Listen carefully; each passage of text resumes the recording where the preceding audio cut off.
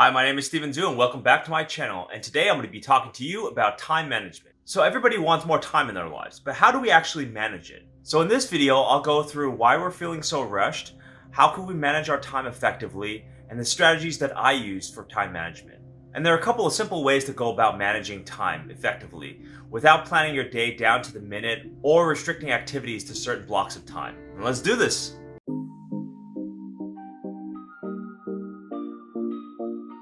So why do we feel so rushed? Time management is a skill that benefits everyone. Getting more out of your day is invaluable to feeling in control of your life. Time management for me is doing as much as possible, as efficiently as possible. And if you can't do it right away, then make a plan of when are you going to do it and then execute on that. But there are many reasons why we feel like we have so little time in our lives. The biggest reason is because we have a culture of getting it done. We rank at the near top of most hours spent at work. And we as Americans work so much and so hard that it leaves us little time to do everything else. And then we also have more demands on our time. Our lives are ever more complex with things to do and people to see. All these things take attention away from us, and we have to portion out our time for every one of those things. There's more Netflix to watch, there's more friends to see, there's more things to do for your work or career. The list goes on, it never ends. And all those things are battling for our limited attention span. We want to either follow through with our work commitments, seeing our friends for longer periods of time, so we often don't have enough time for ourselves to do the little things like chores, rest, relaxation. And this cycle keeps us perpetually feeling like we're rushed, and maybe a little bit spinning out of control in our lives. So how can we take back our time? For me, time management is managing the chaos that is time and providing some structure around it. So one of the things that we can do to take back our time is to ask ourselves, is it worth to do in the first place? Because for me, this is the biggest key. Knowing if something needs to be done is half the battle of time management. Because I know if it's not important, then I don't have to do it. Then I can push it off later down the line. And that if it is important, then I make a plan to execute and do it right away. Most of the time, the things that you do in your life aren't as important as you think they are.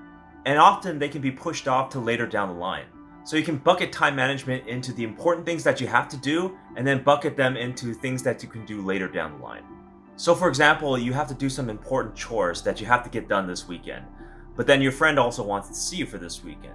So in this case, you can push off seeing friends for this weekend to finish your important tasks. Your friends will always be around, but then that important task might force you to break a deadline. If they're your really good friends, then they have no problem with rescheduling for a later time.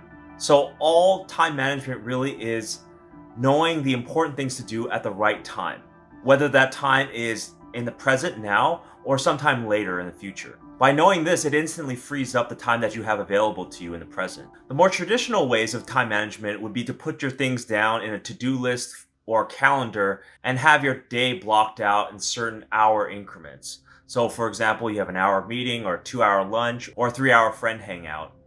And things are structured down to the minute, 15 minutes, 30 minutes. For me, this ends up being counterproductive because first of all, we can't structure our lives in nice 15, 30, 60-minute increments. Nothing that we do is that structured or rigid in our lives. And to follow it day by day, year after year, is like being a robot. And it's not something that I'm comfortable doing and can follow over a long period of time. And one of the biggest problems is that if you lock yourself into a daily planner and planning your activities down to the minute, then you have no margin for error if something else unexpectedly comes up. And all your scheduled items will be pushed off to later, which creates stress for you in the future because then you have to reschedule all those activities on top of the other activities that you plan for those days. So for me, even though I like structure in general, I find that a daily planner is overtly restricting for my needs. So my tips are more general and gives you more flexibility.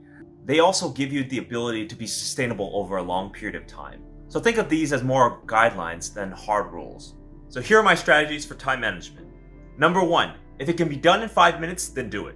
So I can't stress enough about how many times I put off something that can be done in 5 minutes and later down the line, I either completely forget about it or I miss a deadline. That deadline could be like missing a confirmation or missing paying my car tabs. If a task is 5 minutes or less, it's generally easier to do it there and then. The problem is that the task is so short that it lulls us into a false sense of security that we can do it at any time we want. But inevitably, things happen. Our attention drifts or something else gets in the way of us completing that task. Now, we might remember it later down the line, but more often than time, at least for me, I completely forget about it. This is such a pain because for most things in our lives, the most numerous amount of little tasks can be done in 5 minutes. Those are the things that if you don't get them done, eventually it balloons into something bigger and bigger. So really you want to nip the problem in the bud as quickly as possible. If you just got a confirmation email to pay something, pay it off right away. Don't wait for the second email or don't put it off a week later. Or if you see a spill on the floor and it takes 5 minutes to clean up, clean it right away before it gets to be a bigger and bigger problem. Trust me, you'll thank me for the amount of time it saves later down the line when you forget and something comes late and then you have to pay more money or you have to spend more time and attention on that task. So number 2, always have some free time during the day. Really, this is a tip to give yourself some margin, room for error, and some rest and relaxation throughout the day.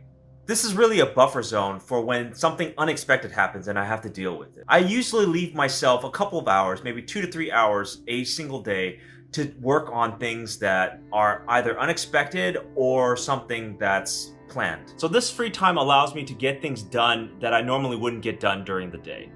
So it can be as simple as answering a mundane email or working on projects that I haven't gotten to. And then I also use this time not only to finish other projects, but for rest and relaxation as well.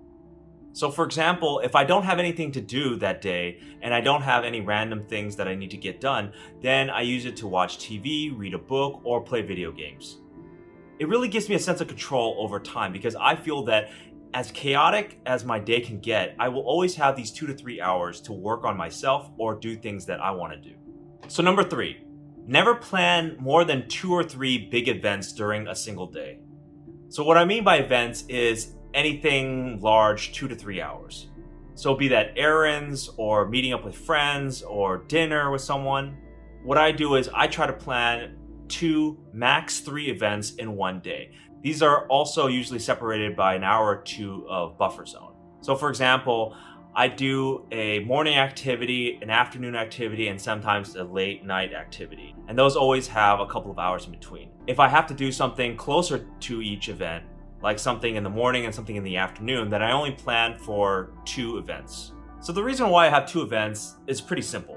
If I have something in the morning, let's say brunch, and it takes 2 to 3 hours, then I want to spend the maximum amount of time at brunch with my friends as possible. If I try to squeeze in something right after brunch, then I risk running late to my other event, or I don't hang out with my friends for enough time. And if you only plan for 2 or 3 different events, it allows you to be more flexible if something random comes up during the day. I never pack my day with more than 3 major events because it gets too chaotic and complex for me to manage. Usually in those events requires a wardrobe change, it requires traveling, and it requires coordination with other people. And so if you stack those things on top of each other with multiple groups of people from different areas of your life, then it can get really complicated. And so part of time management for me is understanding what complicates my life and shed the complexity wherever possible. And in most cases, there's no need to pack one day full of activities. It's much more enjoyable to space them out anyways. So number 4, it's a simple one, but group things together. So this is a simple tip to follow, and basically it's pretty intuitive. You do the things that are closely related to each other together. So for example, do all your cleaning in one day. Laundry, vacuuming, dusting. You group the things that are closely related to each other, in this case cleaning, and then you do it all in one chunk of time, rather than splitting them out. For another example, when you're running your errands to go buy groceries or go to Target, so go to one central location where all the stores that you want to go to are in very close proximity to each other. So this way you can save on driving to different destinations for random things. So one of the things I like about grouping things together is because you're already in the mindset of doing one thing, and it takes just a little bit of mental effort to do the next thing. So for example, when you're going shopping, you're in the mindset of spending money or getting the things that you need. So then in your mind, it's easier for you to chunk things together, like going to the supermarket, going to Target, or going to Best Buy and getting the things all together. So it's an example of just having your mind focused on one thing and you're getting really efficient at it. So that's what I like to do. I like to think of related tasks and try to lump them together and then do those tasks in one day or half a day. And so grouping tasks have become really a fundamental way how I manage time. I do all my things together, and that helps me save time by not doing things in piecemeal fashion. Number 5, arrive early to everything. So I have a habit of arriving early to everything I go to. I like to get to places early because there's a lot of random and unforeseen circumstances that can happen along the way. So for example, if I don't know the place and I am trying to get there on time and there's unexpected traffic or random things that happen with Google Maps or something unexpected that would cause me to get there later than anticipated.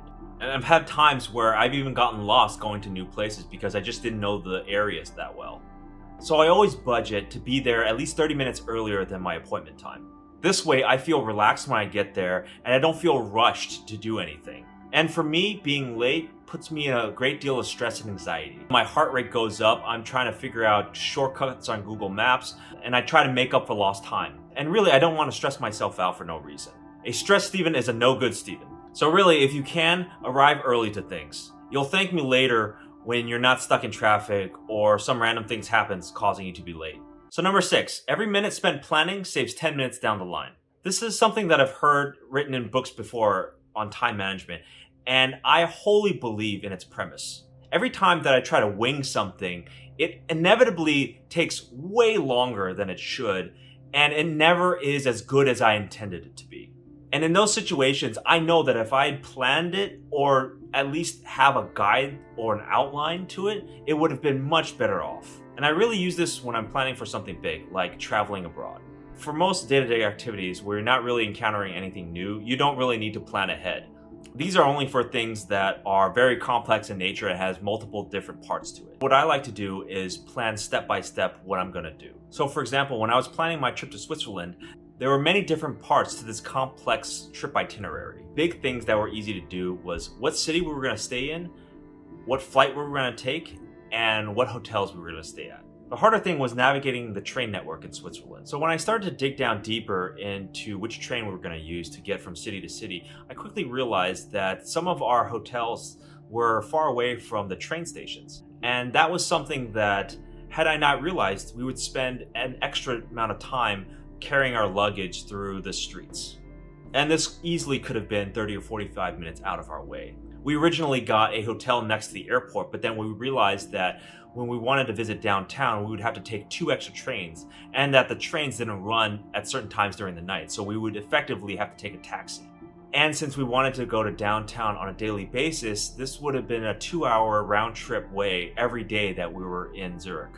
So in this case, we saved about 6 hours worth of time traveling that we spent exploring the city just by selecting a hotel that was closer to us. And researching that hotel maybe took an hour or 2 sitting at home looking up on Google Maps.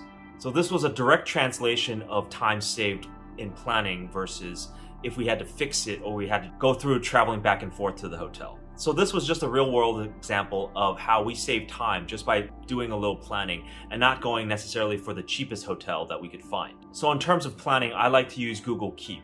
I make a list of everything that I need to do, and then I check them off as I complete them. And some of these lists can be very general in nature or very specific to what I need to do. And then sometimes when I'm planning these events, I like to visualize all the steps that I'm taking because I want to make sure that when I'm going and doing something big and complex like travel arrangements, I want to, in my mind, walk through the events. Planning in this context is just a way for me to maximize time because inevitably, if something goes wrong and you know you could have planned ahead for it, then you lose a lot of time during your vacation to try to fix the mistakes, and it might cost a lot of money. I'll put a link down in the description below to point to my previous video on Google Keep and its benefits. So those are my 6 tips on time management. Time management, if done correctly, can not only save you a bunch of time, but it can also make you feel in control of your time. And also it'll be easier to follow through on your commitments as well. A lot of these tips, when it really comes down to, is reducing your stress during times when you're rushed or feeling like you're out of control. You don't need a traditional planner where you're just scheduling things down to the minute. Those I feel are overtly restrictive and doesn't allow for a lot of flexibility in real life. So through a lot of trial and error, I realized those were the most effective things that I could do for managing my own time. So I hope you learn from my mistakes and apply it to your life. And be sure to comment down below on what you guys use to save time, or if you have any time management tips for me. And as always, thank you for watching. Be sure to like, comment, and subscribe, and I'll see you next time.